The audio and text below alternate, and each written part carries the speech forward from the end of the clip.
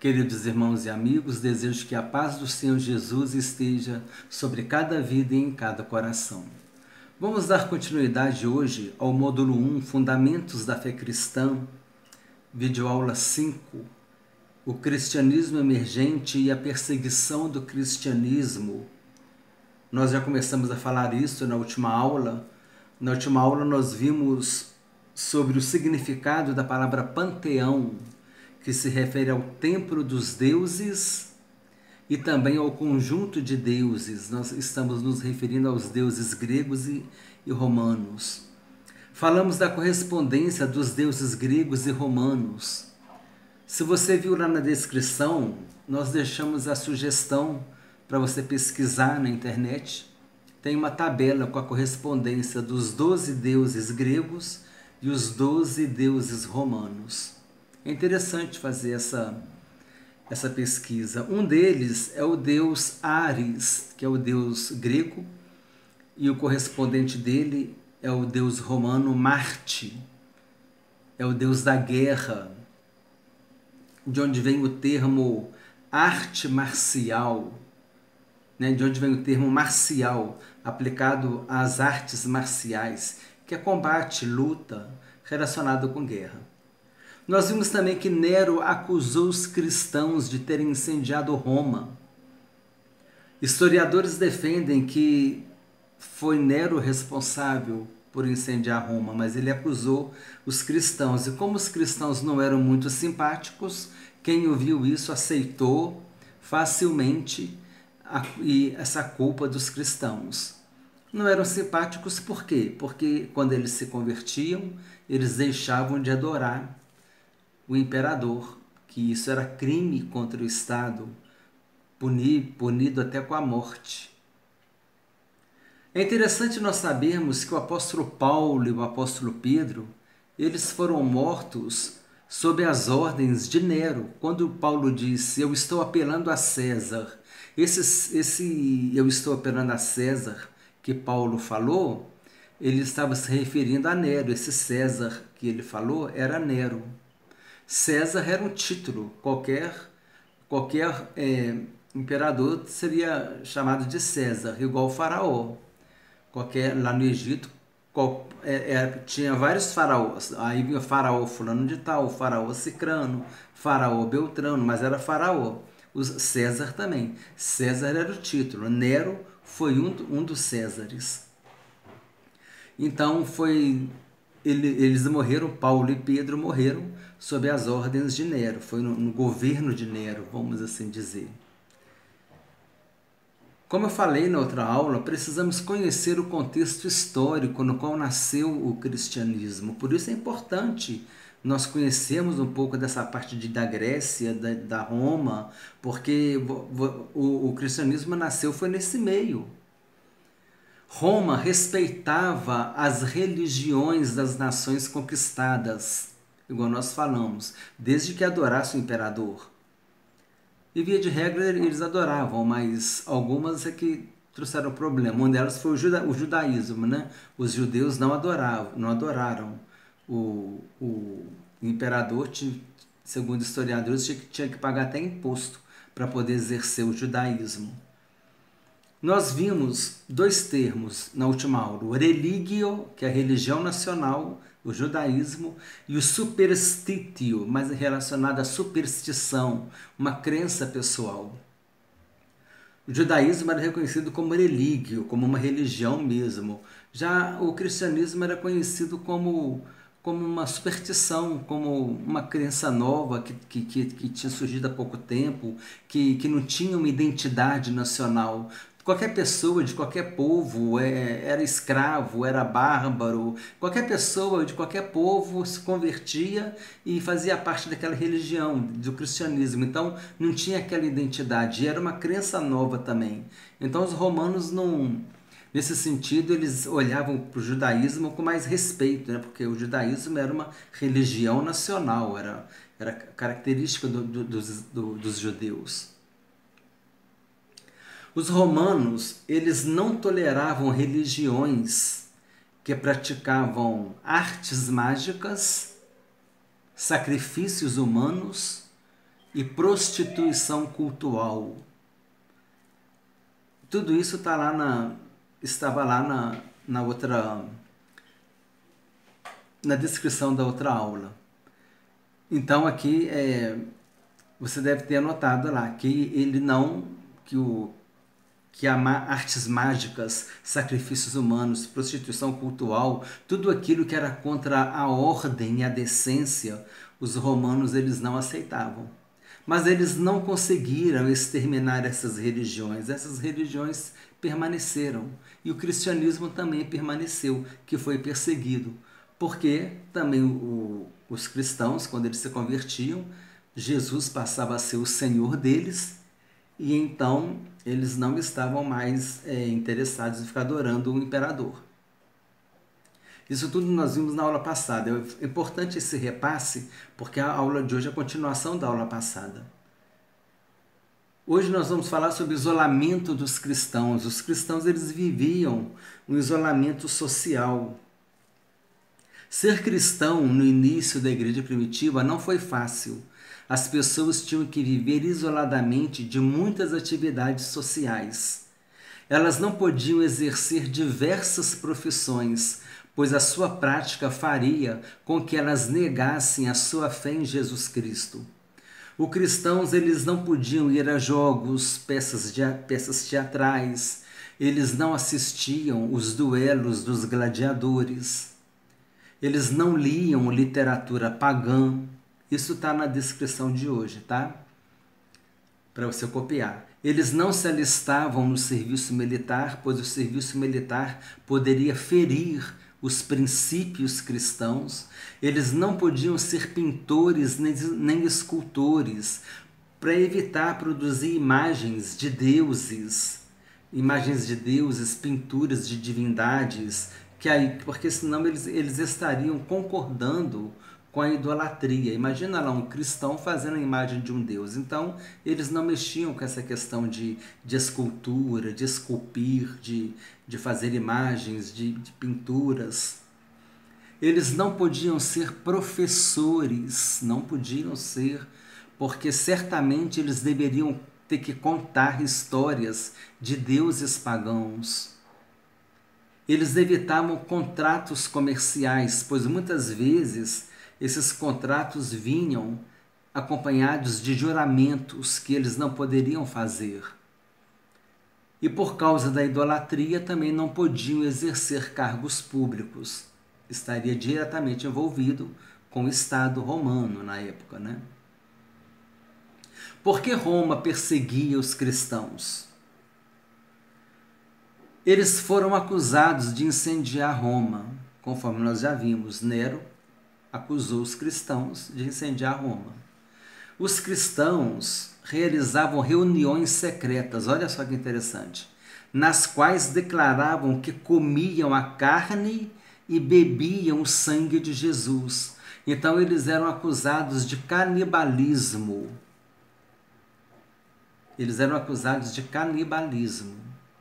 Os cristãos falavam que amavam os seus irmãos e suas irmãs. Já que eles amavam os seus irmãos e as suas irmãs, eles foram acusados de praticar incesto, que é a união entre os irmãos, a união sexual entre os irmãos. Então, eles também foram acusados de incesto, foram acusados de canibalismo, né? Foram acusados de ter incendiado Roma. Quando uma pessoa se convertia ao cristianismo, Jesus passava a ser o seu único Senhor, e assim não aceitava mais adorar e reverenciar o imperador, não reconhecia mais a divindade do imperador. Isso era um crime contra o Estado, sendo punido com a morte. E quando a pessoa também se convertia ao cristianismo, mais tarde eu vou dar um destaque sobre isso, ela deixava de adorar outros deuses. Se ela deixava de adorar outros deuses, ela deixava de comprar a imagem desses deuses. Então isso impactava a economia, o comércio do local.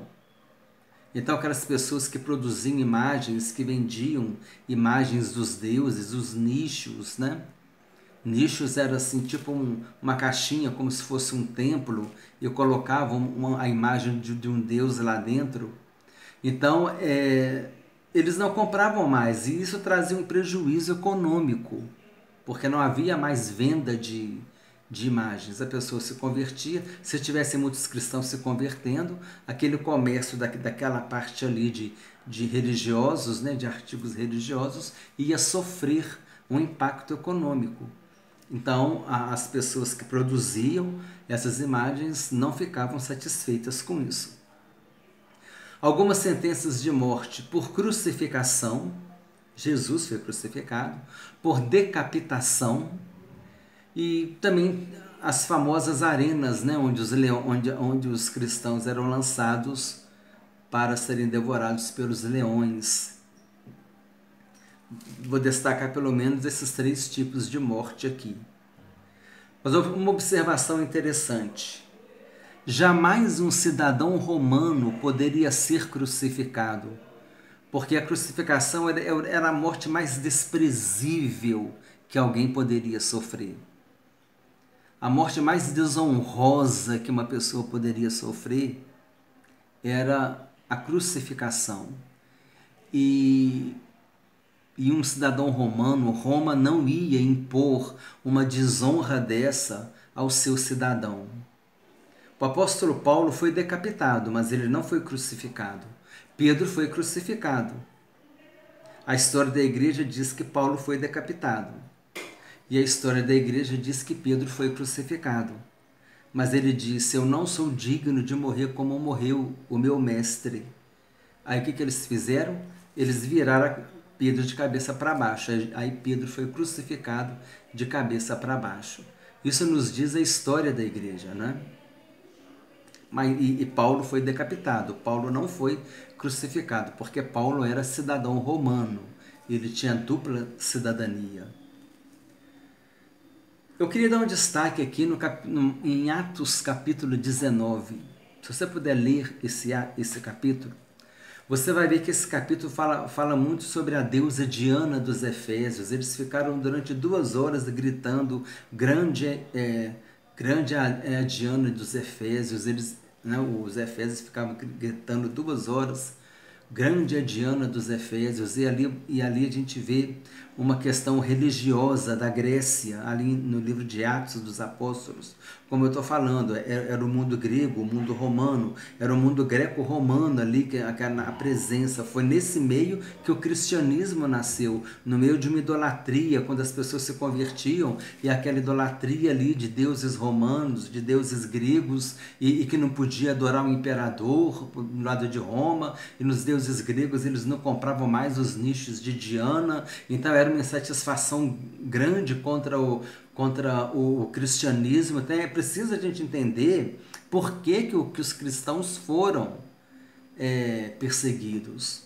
Que os cristãos não foram perseguidos assim necessariamente por causa de Jesus. Eles foram perseguidos porque eles não aceitavam adorar o imperador. Pera aí, é só Jesus que vai ser adorado? O imperador não? Aí sim, aí por causa de Jesus sim. Mas no sentido de que se não tivesse esses problemas, que agora já não adora mais imagem, porque agora eles adoram a Jesus que está vivo no céu. Então eles começaram a criar, tinha muita estrutura religiosa ali naquele mundo greco-romano, e o cristianismo começou a combater aquilo, começou a bater contra aquilo, e eles ficavam irritados, ficavam revoltados com isso. Então, em Atos capítulo 19, fala sobre a grande deusa Diana dos Efésios. A gente viu em Atos 17, Paulo em Atenas. Paulo viu vários altares de deuses, e ali ele viu que tinha um altar ao Deus desconhecido. Os gregos, eles tinham medo de esquecer algum Deus, e dá que esse Deus ficasse irado com eles, né? Ele esqueceu de mim, então agora eu vou para cima de vocês, para não esquecer mais de mim. Então tinha ali o Deus desconhecido. Tinha um altar ao Deus desconhecido justamente para isso, para aplacar a ira de algum Deus que eles tivessem esquecido. porventura a gente esqueceu de algum Deus aqui, tem um altar aqui para ele, o Deus desconhecido. Então era mais ou menos nesse sentido que eles pensavam. E Paulo aproveitou isso para poder anunciar esse Deus desconhecido é o Deus que eu estou anunciando, o Deus que criou o céu e a terra. E daí Paulo começa a falar a respeito de Jesus, e ele validou um varão chamado Jesus que morreu por nós para nos salvar, e ali Paulo começa a apresentar Jesus Cristo. Puxando do Deus desconhecido deles, Paulo começa a falar a respeito da salvação em Jesus. E aí em Atos capítulo 19 a gente vê a insatisfação. Eu vou ler o texto aqui. Atos capítulo 19, versículo 23 a 27. Olha que interessante. Por esse tempo houve grande alvoroço acerca do caminho, pois um ourives chamado Demétrio, que fazia de prata nichos de Diana e que dava muito lucro aos artífices, convocando-os juntamente com outros da mesma profissão, disse-lhes: Senhores, sabeis que deste ofício vem a nossa prosperidade, e estáis vendo e ouvindo que não só em Éfeso, mas em quase toda a Ásia, este Paulo tem persuadido e desencaminhado muita gente, afirmando não serem deuses os que são feitos por mãos humanas. Não somente ao perigo de a nossa profissão cair em descrédito, como também de o próprio templo da deusa Diana ser estimado em nada e ser mesmo destruída a majestade daquela que toda a Ásia e o mundo adoram. Olha só, o texto bíblico trazendo um retrato do mundo grego, do mundo religioso grego. A gente vê em qual contexto, né, histórico que nasceu o cristianismo. E aqui fala ali, agora um outro comentário que eu quero fazer, mais no finalzinho desse capítulo 19, quando eles estavam reunidos, né, Demétrio criou essa confusão toda, reuniu muita gente, as pessoas ficaram agitadas, e aí teve um homem lá, a Bíblia diz que esse homem era o escrivão da cidade, e ele se levantou e ele falou: olha, qualquer coisa que esses homens, eles não cometeram crime algum, porque eles não atacaram nossos deuses. mas então a gente não deve fazer nada com eles. Mas se Demétrio e outras pessoas têm alguma coisa, a gente vai organizar uma assembleia solene para resolver isso. O que não pode é a gente fazer esse ajuntamento aqui, porque não tem razão nenhuma para a gente estar juntado aqui. Aí depois que esse escrivão da cidade falou isso, as pessoas foram embora. Agora, por que eles não podiam fazer ajuntamento? Porque quem dominava naquela época era o Império Romano. O Império Romano vivia tendo problemas de rebeliões, de motins, invasão. O Império, as nações mais ao norte assim, se sentiam ameaçados. Então o Império Romano estava sempre tendo algum problema de guerra, sempre tendo um problema de revolução. Os próprios judeus se rebelavam contra o Império Romano, contra o domínio romano. Então Roma não gostava que houvesse ajuntamento de pessoas, porque qualquer ajuntamento de pessoas poderia caracterizar que ali estivesse havendo um planejamento de uma revolução, o planejamento de um motim. Então é por isso que esse escrivão falou: a gente não tem como justificar esse ajuntamento. Aí cada um foi para sua casa. Porque se Roma fosse lá pedir satisfação, por que vocês estão reunidos aqui? Que ajuntamento que é esse? Vocês estão querendo organizar uma rebelião? Então Roma falava que não era para ter ajuntamento, justamente para evitar uma organização de um motim. Quer dizer, isso é uma parte mais administrativa de Roma. Então, quer dizer, você vê que no capítulo de Atos 19, você vê características do Império Romano, ainda que implícito, né? Porque não está aberto ali, mas eles teriam que explicar aquele ajuntamento, e não havia razão para isso, porque era proibido. Porque senão alguém poderia falar: estão organizando um motim ali. Aí o Império Romano vinha com a tropa lá e eles iam ter problema. Então, para evitar isso, que eles faziam? Eles proibiam que houvesse ajuntamento. Então você vê no Atos 19, nós vemos ali um retrato do mundo grego e nós vemos ali um retrato também de alguma coisa sobre o Império Romano. E foi nesse mundo greco-romano que nasceu o cristianismo, né? Então, resumo da aula: o isolamento dos cristãos que nós falamos. Roma perseguia os cristãos. Por que Roma perseguia os cristãos? Falamos sobre Paulo, que não foi crucificado porque era cidadão romano, e o cidadão romano jamais seria crucificado, seria uma morte muito humilhante para um cidadão romano. Demos agora o destaque de Atos capítulo 19, e a nossa sugestão para você ler essa questão de Atos 19. E você pode dar uma olhadinha também, porque tem bastante coisa ali na descrição, tá ok? Desculpa o tamanho da aula, 21 minutos quase, mas foi um conteúdo importante, um conteúdo rico, e eu desejo que Deus continue abençoando a sua vida ricamente, em nome de Jesus.